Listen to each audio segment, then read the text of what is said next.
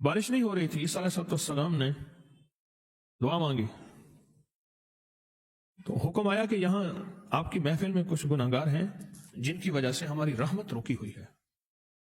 تو آپ نے فرمایا سارے گناہگار علیحدہ ہو جائیں. سارے علیحدہ ہو گئے. ایک شخص تھا جو آنکھوں سے معذور تھا. ایک آنکھ تھی، ایک آنکھ نہیں تھی. ایک آنکھ تھی، ایک آنکھ نہیں تھی. تو عیسیٰ علیہ السلام نے اپنی روحانی طاقت، نبی کی روحانی طاقت کتنی ہوگی، میں تم نہیں گئے. اس نے کہا جی اللہ کے غیر پہ میری نظر پڑی تھی، میں نے وہ آنکھ نکال دی تھی، اگر دوسری نظر پڑتی تو دوسری بھی نکال دیتا. عیسیٰ علیہ السلام رو پڑے، فرمایا تو بارش کے لیے دعا کر. اور اس نے ہاتھ اٹھائے اور اللہ کی شان بیان کی، اللہ کی صفات بیان کی، اور اللہ کی شان ایسی بیان کی کہ بس ابھی ہاتھ نیچے ہی آئے تھے بادل آ گئے اور بارش برسنے لگی. توبۃ النصوح. ڈپٹی نذیر احمد دہلوی ایک بہت بڑے ناول نگار، افسانہ نگار، ان کی ایک تفسیر بھی ہے. انہوں نے ایک افسانہ بھی لکھا، اس کا نام تھا توبۃ النصوح. نصوح ایک نام کا نام بندہ تھا، وہ بادشاہ کے محل میں رہتا تھا خواجہ سرا بن کے. جبکہ وہ مرد تھا، وہ ساری عمر خواجہ سرا بنا رہا، حرم سرا میں رہتا تھا، عورتوں میں رہتا تھا. ایک دفعہ شہزادی کا ہار گم ہو گیا، قیمتی ہار تھا، 9 لاکھ کا ہار تھا. ہار گم ہو گیا. اس نے کہا جی ہار یہی محل کے اندر ہے، گیا کوئی نہیں. تو اس نے کہا جو محل کے خدام ہیں ان کی تلاشی لے.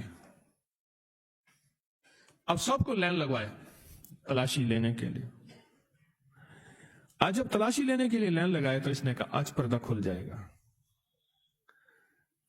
بس وہیں کھڑے کھڑے اللہ سے توبہ کی، توبۃ النصوح.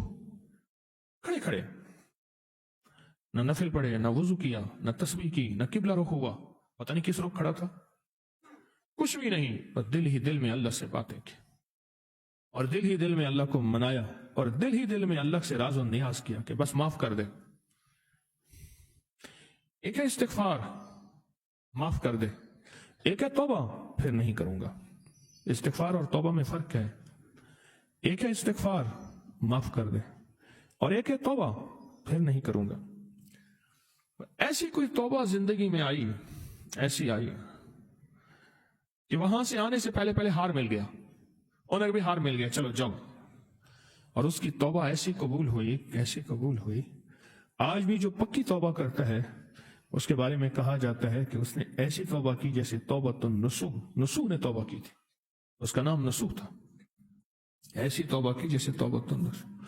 ہمیں زندگی میں ندامت کی ضرورت ہے بہت زیادہ، اور اللہ کے سامنے ندامت کی اشد ضرورت ہے.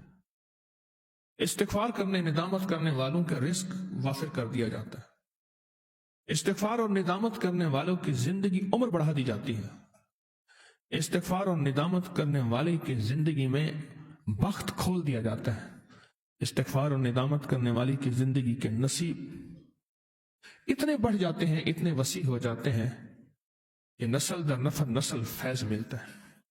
اور استغفار اور ندامت کرنے والی کی زندگی میں ایک چیز ایسی آتی ہے جو شاید کسی کی نہ ہو، وہ پلک چھپکتے ہی اللہ سے مل جاتا ہے. پلک چھپکتے، طرفت عین، پلک چھپکتے. میرے رب کو ندامت پسند ہے. کیوں؟ اللہ کے پاس سب کچھ ہے، ندامت نہیں.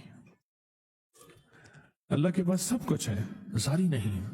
سارا زور اللہ کے پاس ہے،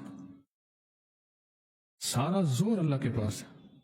ناز اللہ کے پاس ہے، بندے کے پاس نیاز ہے. ناز اللہ کے پاس ہے، بندے کے پاس کیا ہے؟ نیاز ہے. ندامت، نیاز، نیاز مندی. ہماری زندگی میں چاہتے نہ چاہتے ہوئے، چاہتے نہ چاہتے ہوئے، چاہتے نہ چاہتے ہوئے پتہ نہیں کتنی غلطیاں، کتنی کوتاہیاں، جذبوں کی غلطیاں، نظروں کی غلطیاں، کانوں کی غلطیاں، تنہائیوں کی غلطیاں، کسی جانور کے ساتھ زیادتی، کسی انسان کے ساتھ، چاہتے ہوئے بھی نہ چاہتے ہوئے بھی. یہ جو ہے نا، اللہ کے ہاں اس کی بڑی قیمت ہے، اور یہ بڑے ترازو میں تولی جاتی ہے. یہ بات پھر سنے غور سے. آہ بڑے ترازوں میں تولی جاتی ہے۔ اللہ کے یہاں اس آہ کی بڑی قیمت ہے کہ کسی کے دل سے آہ نکل گیا۔ میں تو سارا دن ڈرتے زندگی گزارتا ہوں، سارا دن کانپتا ہوں۔ راستوں میں جاتے جاتے لوگ ملنا شروع کر دیتے ہیں، ہماری بات سن لیں، ہاتھ ملائے تو ہاتھ پکڑ لیا، گلے ملا لے، ہم دور سے آئے ہیں۔ میں تو سچ پوچھے سارا دن اسی سے ڈرتا ہوں، اور جو استغفار کرتا ہوں کہ سخی آقا تو جانتا ہے میری زندگی کے دن رات کیا مصروف ہے، تیرا امر ہے، اے اللہ میرے وقت میں اتنی برکت، اتنی وسعت دے دے، یہاں کوئی آنے والا سائل خالی نہ جائے، پردیسی خالی نہ جائے، منگتا خالی نہ جائے، مجبور خالی نہ جائے۔ اللہ تو اتنا وقت میں برکت دے دے، اتنی وقت میں برکت دے دے۔ زندگی میں آہ کی بڑی قیمت ہے، آہ کی بڑی قیمت ہے، بہت قیمت ہے آہ کی۔ وہ جانور کی ہے، وہ بے زبان کی ہے، وہ انسان کی ہے، آہ کی بڑی قیمت ہے۔ حضرت بابا فرید شکر گنج رحمت اللہ علیہ، ایک مرید کو انہوں نے بہت زیادہ ڈانٹا، مارا، تھپڑ مارے، اور اس کو فرمایا نکل جا تو یہاں سے۔ اس کی غلطی بھی ایسی تھی، ناقابل معافی تھی، اور پھر غلطی ایک دفعہ نہیں تھی، غلطی پہ غلطی تھی، بہت زیادہ۔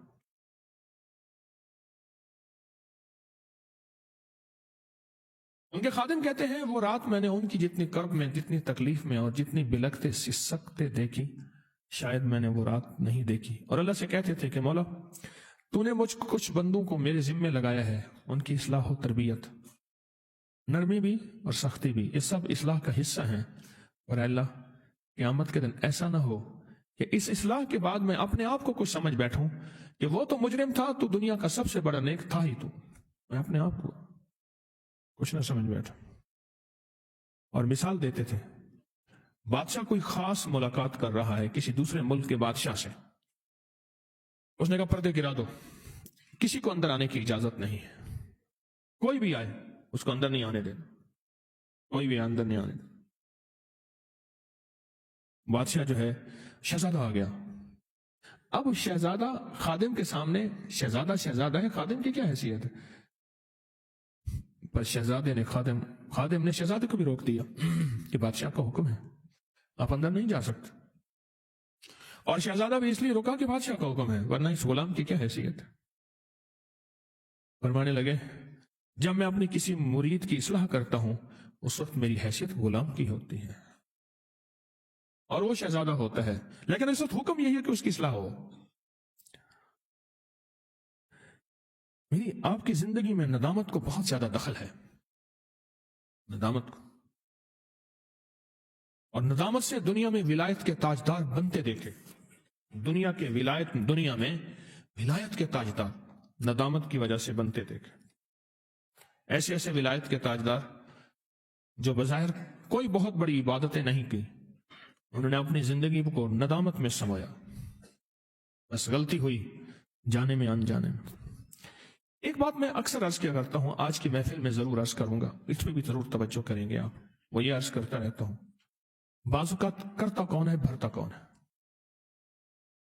استغفار اور توبہ کرتے ہوئے اپنی گزشتہ نسلیں گزشتہ بڑے جو اس دنیا سے چلے گئے، ان کا تذکرہ، ان کا احساس، ان کا تصور، ان کا خیال ضرور کریں کہ میرے خاندان میں کوئی ایسا شخص تھا جس نے حق کھایا، ظلم کیا، زیادتی کی،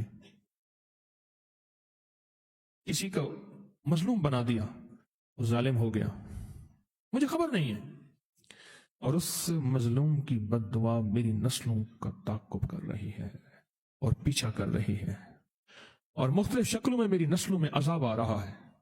کبھی مال زیادہ ہوتا ہے، یوں کہا کبھی ناراض ہو کے لقمے نہیں چھینتا، سجدے چھین لیتا ہے، سجدے چھین لیتا ہے، سجدے چھین لیتا ہے۔